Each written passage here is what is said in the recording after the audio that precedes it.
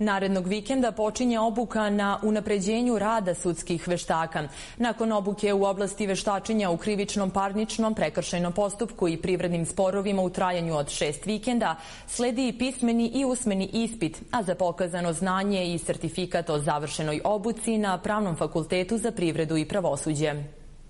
Sudski veštaci su eksperti i stručnjaci za svoju oblast, posjeduju ta znanja struke i nauke u raznim oblastima, u oblasti sudske medicine, psihijatrije, računovodstva, saobraćaja, privrede i tako dalje, a zadatak našeg fakulteta je da ih pripremimo da unaprede svoja znanja u pravnoj oblasti, da budu upoznati sa procedurom koja će ih čekati na veštačenjima u krivičnom postupku, u parničnom postupku, u prekršajnom postupku, u privrednim sporovima, svim tim oblastima, i to je cilj i zadatak našeg fakulteta. Mi smo za realizaciju ovoga programa pripremili, planirali smo da ćemo angažovati profesore sa našeg fakulteta i eminentne stručnjake, sudije iz pravosudnih organa, iz osnovnog suda, višeg suda, apelacionog suda u Novom Sadu. To su sve vrhunski sudije i stručnjaci koji će biti izvođači ove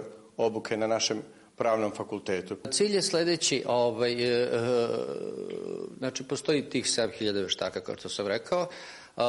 U nekim razgovorima i sa sudijama i sa tužiocima i tako dalje i sa samim kolegama veštacima došli smo do zaključka da njihovo ekspertsko znanje nikad ne dolazi u pitanje, naravno. Međutim, njihov nastup na sudu, kako da kažem,